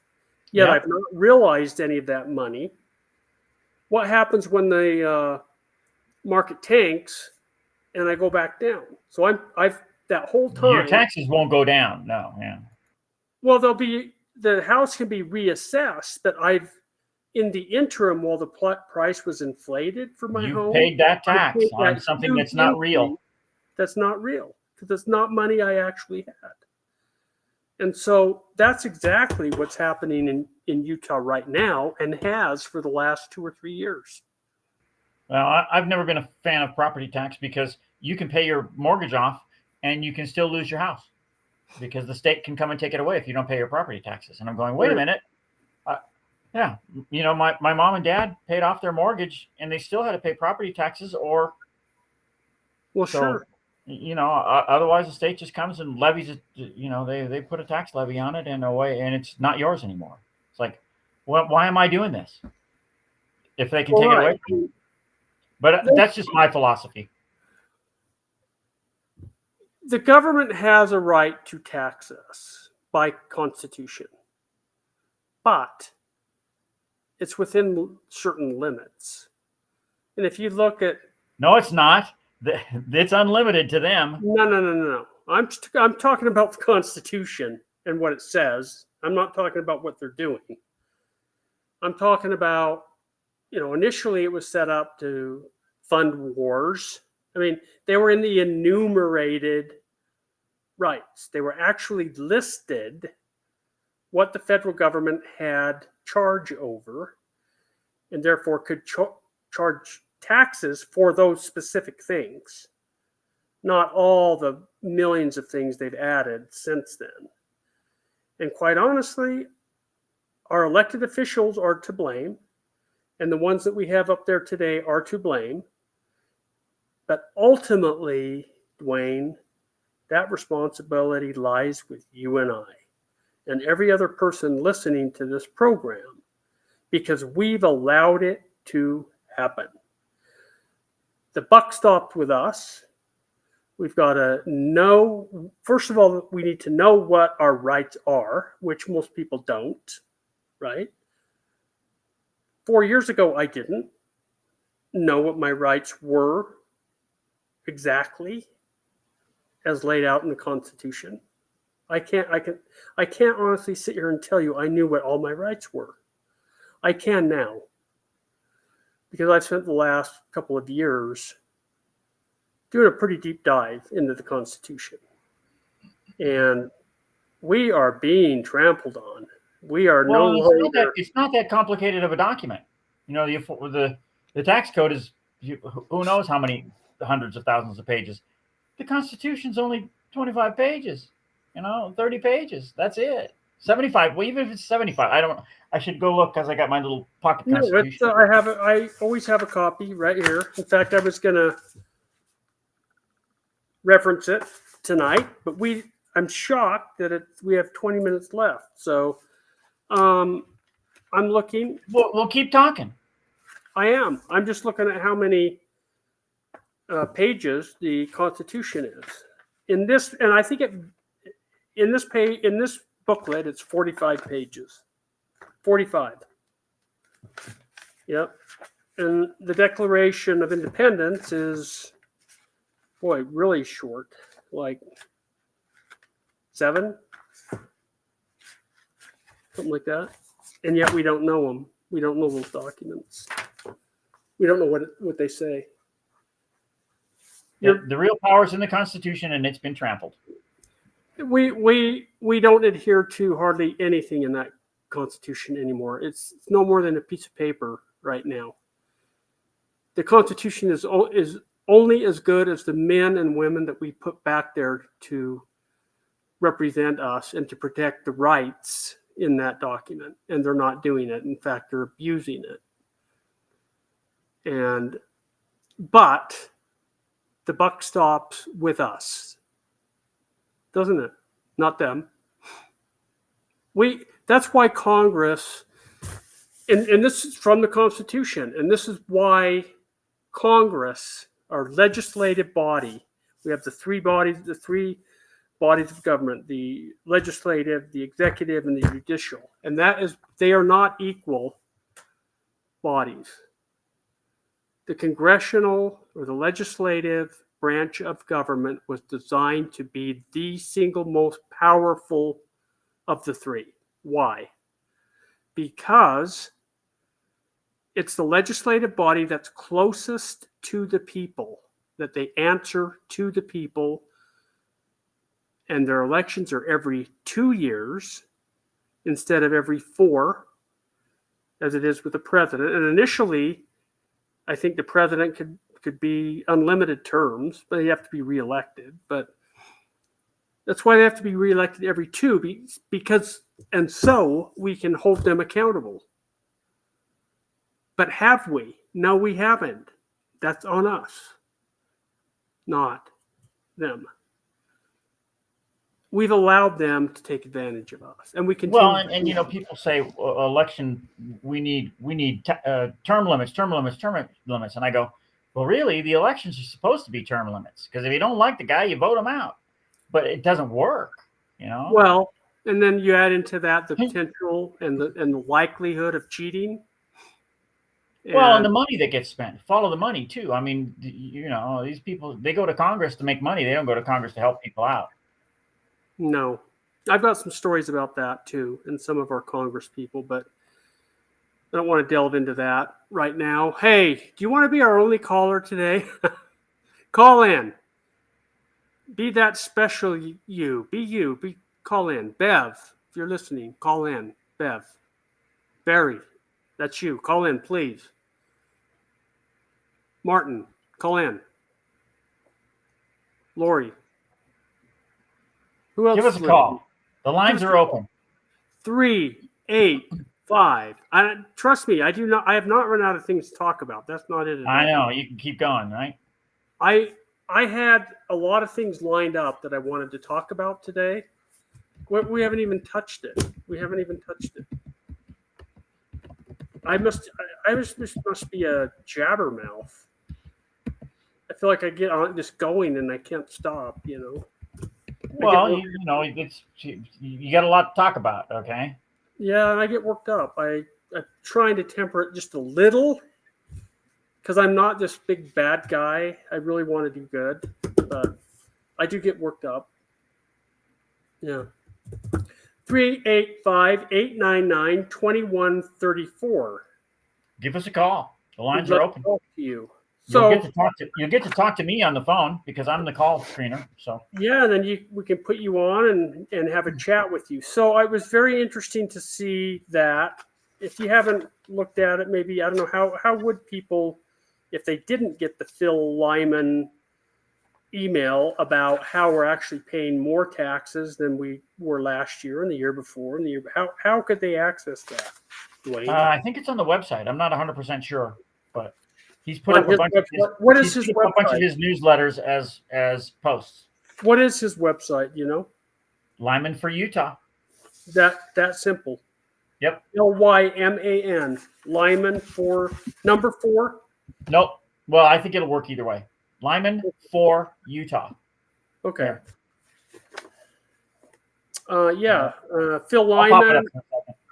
Phil Lyman's had a 35-year in public accounting. He says he's no stranger to the games that can be played. I'm sure of that, with numbers. That's the same thing I'm talking about with what we're trying to do with Sarbanes-Oxley.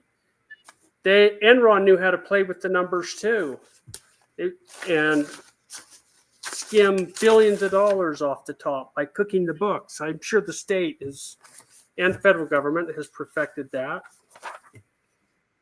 If you go to his website and you click on the tab and it's called News, there it is. Are you paying more taxes in Utah? Yep. And you can read all about it right there. Lyman for Utah.com. Yep. So, and you click on the news tab and you'll get his posts, his emails. He says that Cox is saying that we're getting the largest tax cut in Utah history. It was passed in 2022. And Yeah, right. But that largest tax cut, like you said when we first started talking about this, amounts to $10 per month on average. Per person. Yeah. For on average for middle class. That doesn't make up for the increase, not even close, in gas taxes that you're paying at the pump. But while they tax, right. Well, and I think one of the things it says in that article is that we're tied with Minnesota for number 11 with the highest tax-paying states. We're tied with Minnesota. So Minnesota and Utah are number 11, which means we're paying almost as much as, you know, the big blue states of California, New Jersey, Nevada. Well, Nevada's blue, but they're not, you know, all of the guys that pay heavy taxes. Well, California. it just we're not far below California. We can't let them spin this stuff. It's gone on too long. They spin the truth and make it sound like everything's great when it's actually way worse. And the problem is most people don't have the time to dive deeper and find out the real truth. You know, they're busy raising families. They're busy trying to earn a living. They're busy taking their kids to the doctor, going to back to school, whatever it is. Well, I heard a guy on Twitter this morning, and he was saying, it was a kid. He was like 35 years old. He said, my rent has doubled in the past 4 years. The gasoline has gone up here, wherever he was. He said, I went to the grocery store and bought a couple of bags worth of food, you know, some broccoli and some meat, and it was $60. Yeah. I mean, I went to the store the other day and I bought a half a gallon of half and half. It was $9 for a half a gallon of half and half. Well, I stopped at the natural grocers. They're a little higher, but I mean, what I put in my coffee, I was out of cream for my coffee, and I went and stopped there and grabbed one. I went, $9 for a half a gallon of cream? Oh, man. That's so, and those are hidden taxes. I think it's immoral to tax food.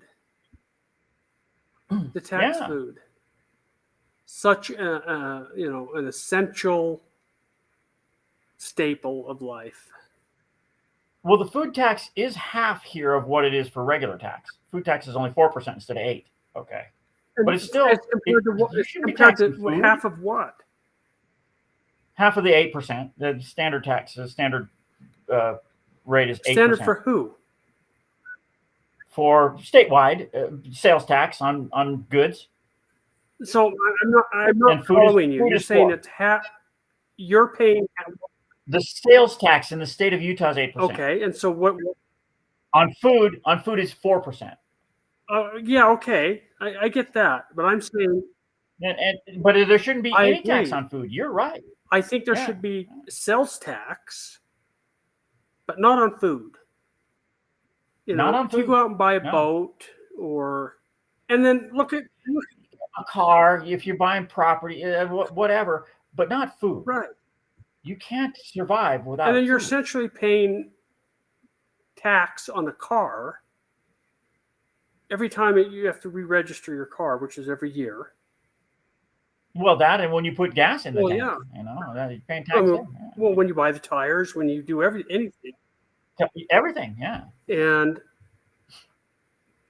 I think that this is not what the founding fathers had envisioned when it came.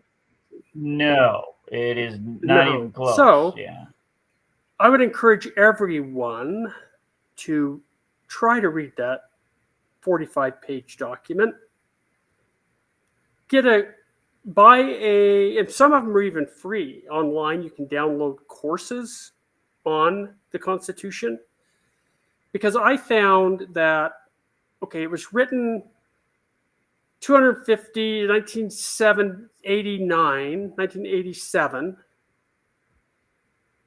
So we're looking at, or 1787, excuse me,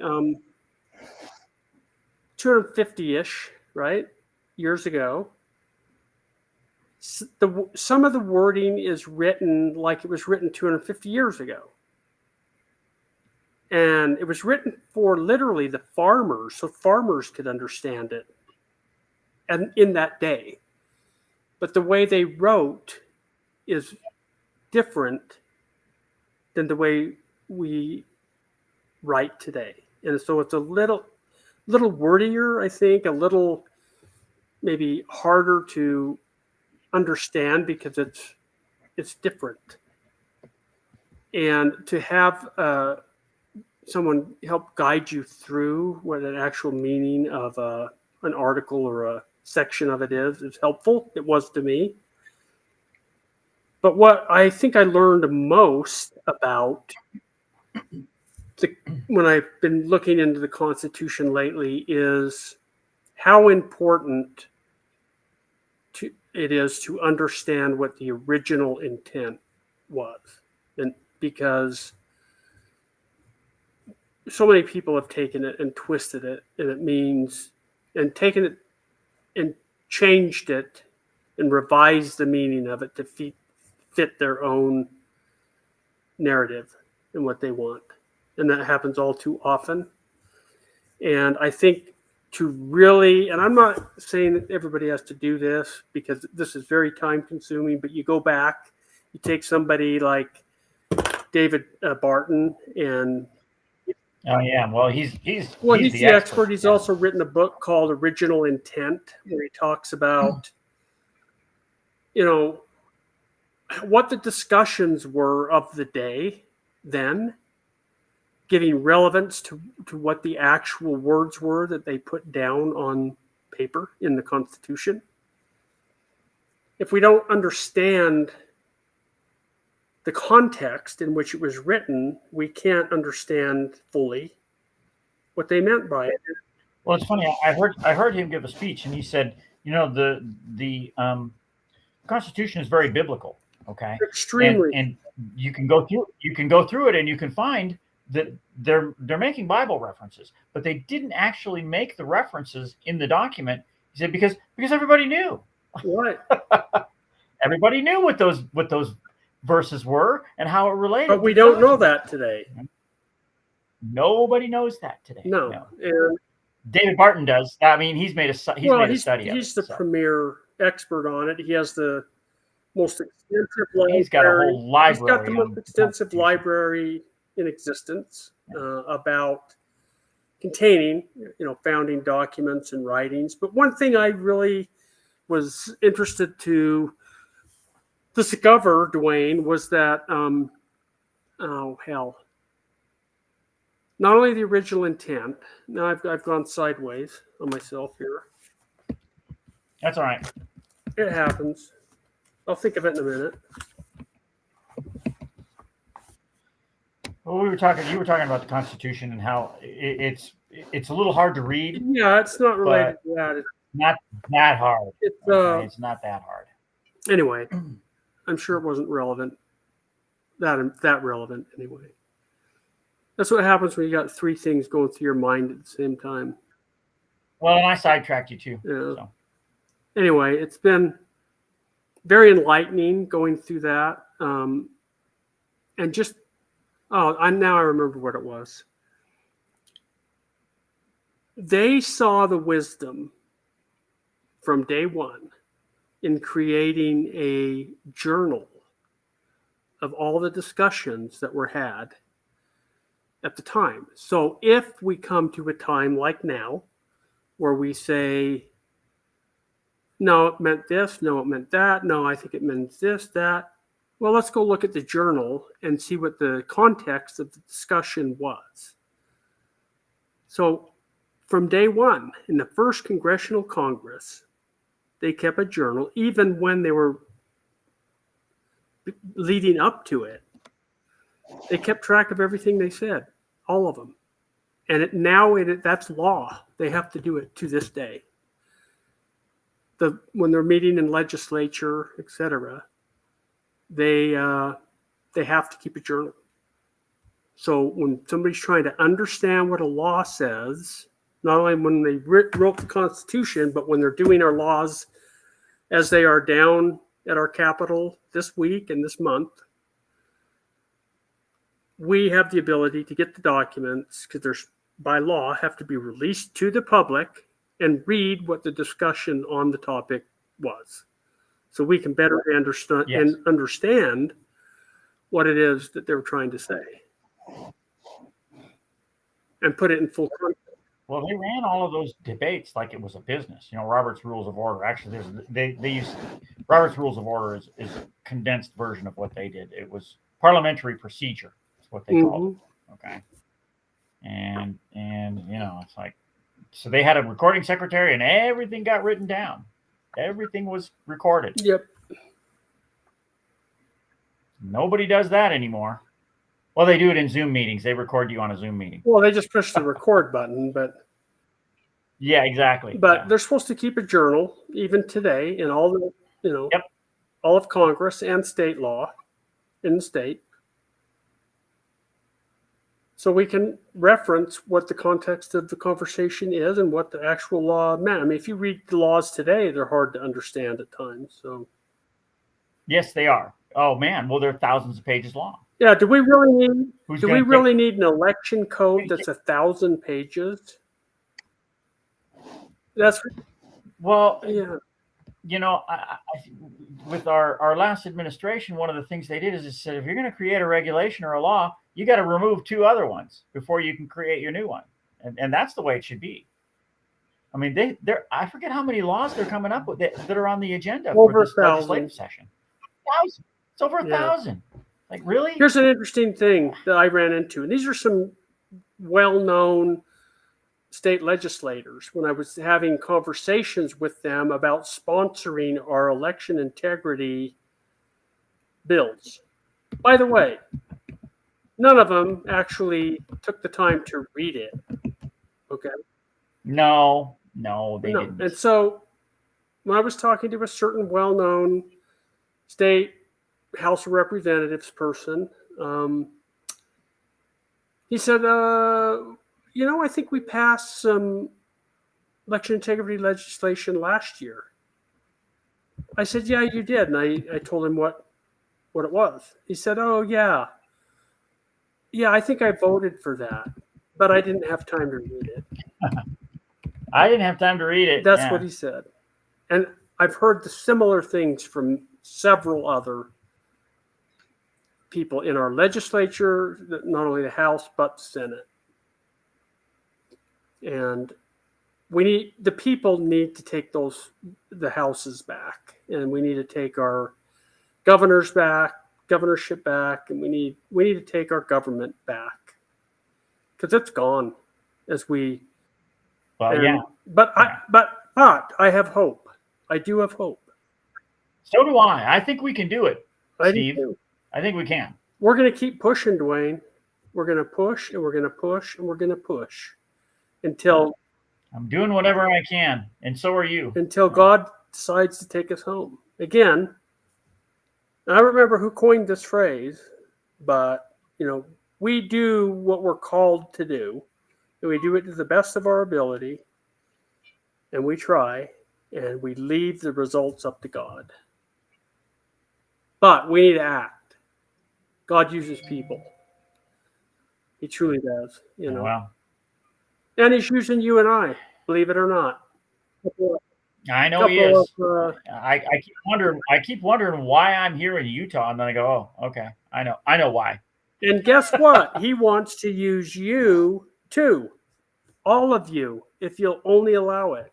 If you'll stand up, stand for something. You know, one of my all-time favorite movie lines was in the movie Braveheart, and I'm sure you've heard it. You know, I do not want to be that guy that's on his deathbed and he looks back and he's looking back at his life and he says, you know, I really should have stood up when I had the chance. And I just didn't. And now it's too late. Now it's too late. He's on his deathbed. We're standing up, Steve. When we need to get some more people to do the same thing, and we'll win. Now, I agree that it could be argued that you and I are very close to our deathbed, but we're not there yet. Well, my joke is, they can come and arrest me and throw me in jail for life. It won't be a long Hey, 3 hots in the sentence. cot. That's right. Yeah. Well, Dwayne, good conversation. It looks like we've. Yeah, we're at 6 o'clock. So that's amazing. We made it through. We made it through another. You were podcast. a good sidekick today. Another show. Yeah. I don't argue with you as much as Roy does. Yeah, I know. But I like that. I think that's great when you two guys, you that makes for interesting discussion. Yeah, I know, and but trust me, it's not planned. It comes quite naturally. I know. So, well, hopefully someone listened and got something out of it. Well, here's what's going to happen with it. All of this stuff gets put into the archives on the website, and eventually it'll be an archive, and you'll be able to. Oh yeah, you were telling me I could look somewhere on this thing and see how many listeners we have. Yeah, it'll be up at the top, right next to where it says live. There's a little eyeball. Okay. Right now it says 0 because it's 6 o'clock. 0. Well, our show's over. Yeah. But I mean, up there, can you see the little eyeball there next to where it says live? And it tells you how long you've been live, 2 hours. And I see 0 next to the eye. There's a 0. And if you hover over it, it'll tell you, if there's numbers there, it'll tell you who's watching where. Okay. We have X, we have YouTube. It doesn't tell us the Rumble number because Rumble is a special connection. Okay. So but X and YouTube, this is total from all the shows, all the. Well, no, that's not the total that's watching now. Well, I know, but I mean, I didn't mean all the shows we've done in the past, but all the Rumble and Twitter and all the platforms we're on. Yeah. Well, we're on 4. Okay. It doesn't tell me who's on the website. It can't tell that. It doesn't tell me who's on Rumble because it can't tell that. But it knows about X, about Twitter and YouTube. So this doesn't count who might be on the website. Well, how do you find that out? With analytics. Okay. I got to go there and look. How hard is it? But they're tracking all the time. I just go look and see during a show how many hits I got, and I go, those were. It will tell me who's on there, how long they've been on. So if you were to go now, you can you see into the past with that? Yes, it has a history. Mm-hmm. All right. And right now, I don't really care because we're just breaking the ice here. Well, I kind of care. But in another month, I'm going to be really interested in the number of listeners because we're going to use that for advertising push. Well, when that number's goose eggs, you're not going to get anybody. Well, but I don't really care because we're just launching this thing, We're going to set up a whole campaign of getting all the Patriot groups and all of the conservative groups to promote us. Okay. And then in return, I'm going to promote them. Yeah. And so that's the incentive. You want people to go to your events? Support us and we'll support you. Yeah. I know you're anxious. You want a lot of people listening. And it's a battle. We have an uphill battle, but I'm taking it on. So if anybody can do it, I know who can.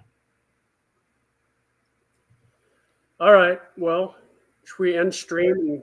Well, thanks for having me on your show, Steve. You're welcome. I guess our buddy Roy Piskadlo will be back. I think so. Next week, right? Yeah. Wish him a lot of success down there, hopefully. So I don't go to Mexico anymore. I used to love Mexico. Yeah. But it's a little dangerous. It's a little dangerous unless you're you're being sponsored by a corporation. It's better, but yeah. It's kind of like I've been to Mexico City. What's that? I've been to Mexico City. It's a lot of people. Used to be the biggest city It in the was world. when I went there. Yeah. Yeah. Now I think it's Beijing or Tokyo or one of those other of the Asian cities. It is. I think Mexico City's down to around between 5 and 10 now. Well, and I always used to, I grew up in LA. I'd say, well, LA is the second largest city in Mexico. Yeah. Mexico City's the largest city in the U.S. Yeah. There you go. All right, right, my friend. Well, thanks, Wayne. Thanks for having me on, and I'm gonna go back to work. All right. You have a good day. Happy Wednesday.